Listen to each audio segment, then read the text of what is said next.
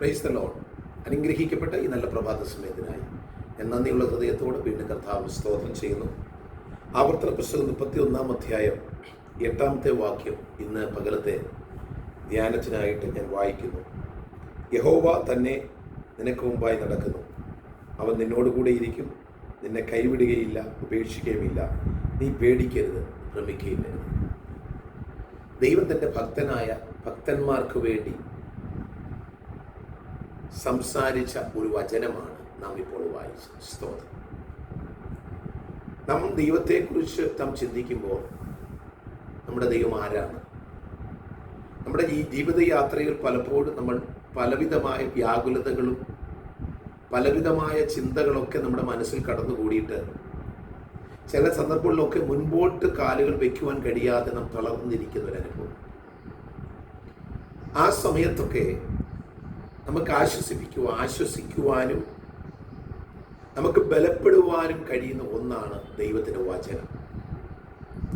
ഇവിടെ ദൈവം തന്നെ തിരഞ്ഞെടുക്കപ്പെട്ട ദൈവജനത്തോടുള്ള ബന്ധത്തിൽ ദൈവം അരുളി ചെയ്ത വചനമാണ്, യഹോവ തന്നെ നിനക്ക് മുൻപായി നടക്കുന്നു. ദൈവത്തിന് സ്തോത്രം. നമ്മുടെ ദൈവത്തിൻ്റെ ഒരു പ്രത്യേകത നമ്മുടെ മുൻപിൽ നടക്കുന്ന ഒരു ദൈവത്തെക്കുറിച്ചാണ് പറയുന്നത്. എന്നാൽ ലോക നേതാക്കന്മാരൊക്കെ നമ്മെ മുൻപിൽ നടത്തിയിട്ട് അവർ പുറകെ വരും. ദൈവത്തിന്റെ പ്രത്യേകത മുൻപേ നടക്കുക. ആടുകളുടെ നല്ലിടയനായ കർത്താവ് മുൻപേ നടക്കുന്നു.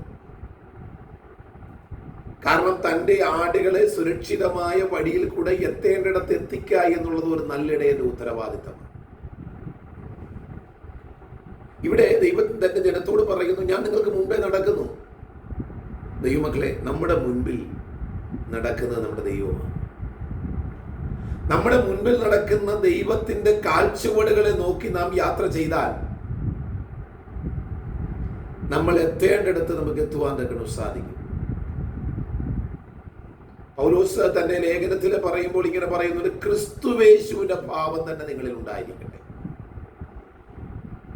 യേശു ക്രിസ്തുവിന്റെ ഭാവം ഉള്ളിലുള്ള ഒരാൾക്ക് തെറ്റായ വഴിയിൽ കൂടെ പോകുവാൻ കഴിയത്തില്ല.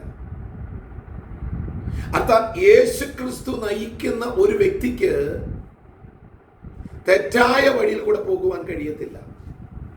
കാരണം നമ്മൾ നോക്കുന്നത് യേശു കർത്താവിനെയാണ്. യേശു കർത്താവ് നമ്മെ നയിക്കുന്നത് തെറ്റായ വഴിയിൽ കൂടെ അല്ല. യേശു കർത്താവ് നമ്മെ എപ്പോഴും നയിക്കുന്നത് നേരായ പാതയിലാണ്. ഇവിടെ ദൈവത്തിന്റെ പരിശുദ്ധാത്മാവ് പറയുന്നു, യഹോവ തന്നെ നിങ്ങളുടെ മുമ്പ് നടക്കും. അടുത്ത് പറയുന്നു, അവൻ നിന്നോട് കൂടെ ഇരിക്കും. ഇത് പകൽക്കാലം എനിക്ക് നിങ്ങളോട് പറയുവാനുള്ള ഒരു പ്രധാന വചനം എന്ന് പറയുന്നത് അവിടെ ആ 8-ാമത്തെ വാക്യത്തിലെ 2 പദപ്രയോഗം. 1, അവൻ നിന്നോട് കൂടെ ഇരിക്കും. 2, നിന്നെ കൈവിടുകയില്ല, ഉപേക്ഷിക്കുകയുമില്ല. ഈ പകൽ വേളയിൽ ദൈവത്തിന്റെ പരിശുദ്ധാത്മാവ് നമ്മോട് പറയുന്നു, ഞാൻ നിങ്ങളെ ഒരു നാളും കൈവിടുന്ന ദൈവമല്ല. ഞാൻ നിങ്ങളുടെ മുൻപിലുണ്ട്, ഞാൻ നിങ്ങളുടെ പിറകിലുണ്ട്, ഞാൻ നിങ്ങളുടെ എല്ലാ മേഖലകളിലുമുണ്ട്. ഇസ്രായേലിന്റെ പരിപാലകൻ ഉറങ്ങാത്തവനായി, മയങ്ങാത്തവനായി, നീതിമാനായ ദൈവം താൻ തിരഞ്ഞെടുക്കപ്പെട്ട ദൈവമക്കളുടെ സംരക്ഷണത്തിനായി എപ്പോഴും കൂടെയിരിക്കുന്ന ഒരു കർത്താവാണ്. ഇസ്രായേൽ ജനത്തെ മിസ്രയീമിലെ അടിമത്തത്തിൽ നിന്നും വിടുവിച്ച് മുൻപോട്ട് കൊണ്ടുവന്നിട്ട് അവരെ മരുഭൂമിയിലേക്ക് ഇട്ടിട്ട് പോയവനല്ല ദൈവം. അവരുടെ എല്ലാ മേഖലകളിലും അവരോട് കൂടെ ഉണ്ടായിരുന്ന ഒരു ദൈവം. സ്തോത്രം. ആ ദൈവമാണ് ഇന്ന് പകൽക്കാലം നമ്മോട് സംസാരിക്കുന്നത്, ഞാൻ നിങ്ങളോട് കൂടെയുണ്ട്. നിങ്ങൾ ഒരിടത്തും ലജ്ജിച്ചു പോകുവാൻ, അർത്ഥം നിങ്ങൾ ഒരിടത്തും തോറ്റുപോകുവാൻ ഞാൻ അനുവദിക്കത്തില്ല. നിങ്ങളുടെ കരത്തെ പിടിച്ച് ഞാൻ മുൻപോട്ട് നയിക്കുന്ന ദൈവമാണ്. അടുത്തൊരു വാക്കോടെ പറഞ്ഞിട്ടുണ്ട്, ഞാൻ നിങ്ങളെ ഉപേക്ഷിക്കുകയില്ല. നൊന്തു പ്രസവിച്ച അമ്മ കുഞ്ഞുങ്ങളെ ഉപേക്ഷിക്കുന്നു. പലവിധമായ നിലയിൽ സ്നേഹിക്കുകയും സഹായിക്കുകയും ചെയ്തു തരുന്നവരൊക്കെ ചില സന്ദർഭങ്ങൾ വരുമ്പോൾ നമ്മളെ ഉപേക്ഷിച്ചിട്ട് പോകും. പക്ഷെ യേശു കർത്താവ് പറയുന്നു, ഞാൻ നിങ്ങളെ ഒരു നാളും കൈവിടുകയില്ല, ഉപേക്ഷിക്കുകയുമില്ല. ഇന്ന് പകൽക്കാലം ദൈവമക്കളെ, നിങ്ങൾക്കൊന്ന് ധൈര്യപ്പെടുവാൻ കഴിയുമോ? ഇന്നത്തെ നമ്മുടെ ജീവിതയാത്രയിൽ നാം ഓർക്കേണ്ട 3 കാര്യങ്ങൾ. ആരാ നമ്മുടെ ദൈവം? നമുക്ക് മുൻപേ നടക്കുന്ന ദൈവം. 2, നിന്റെ കരത്തെ പിടിച്ചിരിക്കുന്ന ദൈവം. 3, നിന്നെ ഉപേക്ഷിക്കാത്ത ഒരു ദൈവം. ആരൊക്കെ ഉപേക്ഷിച്ചാലും, ആരൊക്കെ നമ്മളെ കരത്തിൽ പിടിച്ചില്ലെങ്കിലും ദൈവം നമ്മുടെ കരത്തിൽ പിടിച്ചിട്ടുണ്ട്. നാം താണു പോകുവാൻ, വീണു പോകുവാൻ ദൈവം അനുവദിക്കത്തില്ല. ആകയാൽ ഇന്നത്തെ പകൽവേളയിൽ ഈ ദൈവത്തോട് ചേർന്ന് നമുക്ക് നടക്കാം. ഈ ദൈവത്തോട് ചേർന്ന് വിശ്വാസത്തോടെ നമുക്ക് മുൻപോട്ട് പോകാം. പ്രതികൂലങ്ങളെ ദൈവം മാറ്റും.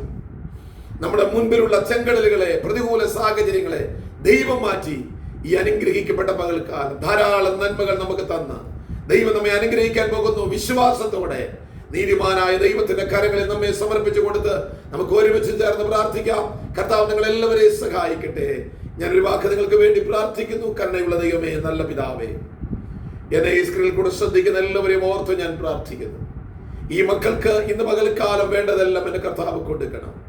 ഇവർക്ക് ആയുസ്, ആരോഗ്യം, നന്മ, അനുഗ്രഹങ്ങൾ, ഇവരുടെ ബുദ്ധിമുട്ടുകൾക്കെല്ലാം ദൈവം പരിഹാരം കൊടുക്കണം. ഇന്നത്തെ പകൽക്കാലം അങ്ങ് ഇവരെ നയിക്കണമേ അപ്പാ. ആരും തെറ്റായ വഴിയിൽ പോകാതെ വേണം ദൈവയുടെ കരത്തെ പിടിച്ചോണേ. ഇവരുടെ കരത്തെ പിടിക്കണം, ഇവരെ ഉപേക്ഷിക്കരുതേ കർത്താവേ. എല്ലാവിധ സ്വർഗത്തിലെ സകല ആത്മീക അനുഗ്രഹങ്ങളാലും ഭൗമിക നന്മകളാലും ഈ മക്കളെ നിറയ്ക്കണം, അനുഗ്രഹിക്കണം. കർത്താവിന്റെ പകൽക്കാലം ഇവരെ അനുഗ്രഹിച്ച് നടത്താൻ പോകുന്നതിനായി സ്തോത്രം. യേശു ക്രിസ്തുവിൻ നാമത്തിൽ ഞാൻ അപേക്ഷിക്കുന്നു. കൃപയോടെ കേൾക്കുമാറാകണമേ. ആമേൻ. ദൈവം നിങ്ങൾ എല്ലാവരെയും അനുഗ്രഹിക്കട്ടെ. ദൈവം നിങ്ങളുടെ കരത്തെ പിടിച്ചിട്ടുണ്ട്.